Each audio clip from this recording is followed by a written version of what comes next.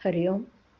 आज शनिवार 4 एप्रिल 2026. श्रीधर स्वामींची आज पुण्यतिथी. सद्गुरू ब्रह्मचैतन्य गोंदवलेकर महाराज आज आपल्याला प्रवचनातून सांगणार आहेत की संत कसे असतात. ऐकूया त्यांचे विचार. आपलं शहाणपण बाजूला ठेवून जो संताला शरण जातो तोच खरा साधक, ज्याला सर्व सृष्टी रामरूप दिसते आणि शिष्यालाही जो रामरूप पाहतो तोच खरा गुरु. सद्गुरु कधीही मिंधेपणाने वागत नाही आणि त्याला भीतीचा लवलेशही नसतो. बरं, आपला शिष्य कोणत्या आध्यात्मिक भूमिकेवर आहे हे संतांना कळतं. देहबुद्धीचे लोक विषयाचे दास असतात, पण संत मात्र विषयावर मालकी गाजवतात. संतांजवळ जे समाधान असतं ते आपल्याला लाभलं किंवा त्याची आवड उत्पन्न झाली म्हणजे संतांची प्रचिती आली असं समजावं.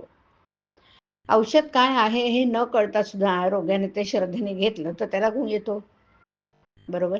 किंवा एखाद्याला स्वयंपाक करता आला नाही तर त्याला अन्नाची चव समजते आणि तो पोटभर जेवू शकतो.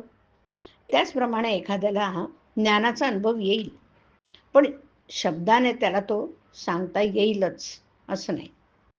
मीठ खारट आहे याचे जसे आपल्याला दुःख होत नाही, त्याचप्रमाणे जगामधल्या लढाया, हाणामाऱ्या, सज्जनांचा छळ, संकट यांचं संतांना वाईट वाटत नाही. वाईट वाटत नाही याचा अर्थ ते त्यांना आवडतं असं मात्र मुळीच नाही. पण मीठ जसे खारटच असणार तसं जगात या घडामोडी होणारच. जगाची राहाटीच अशी आहे हे समजून तो दुःख करणार नाही. किंबहुना मीठ फार झालंय तर खारटपणा जसा सहन होत नाही तसं त्यालाही होईल. इतकंच नव्हे तर त्याला त्याच्या प्रयत्नही जगातले वाईट कमी करण्याकडेच असतो. विहिरीतल्या बेडकांना जशी समुद्राची कल्पना येत नाही ना, तशी आपल्याला संतांची कल्पना येत नाही. संत हे पहिल्याने आपल्यासारखेच होते, परंतु अनुसंधानाच्या मार्गाने ते वर गेले. आपल्याला संत शोधण्याची मुळीच जरुरी नाही. आपली इच्छा बलवत्तर असेल तर संतच आपला शोध करीत आपल्याकडे चालत येतील अशी भावना कशी आहे इकडेच संतांचे लक्ष असतं. अशी ही आपली भावना होणं. संत हा गुप्त पोलिसा सारखा आहे ना, तो आपल्यामध्ये आपल्यासारखाच राहतो, पण आपल्याला ओळखता येत नाही.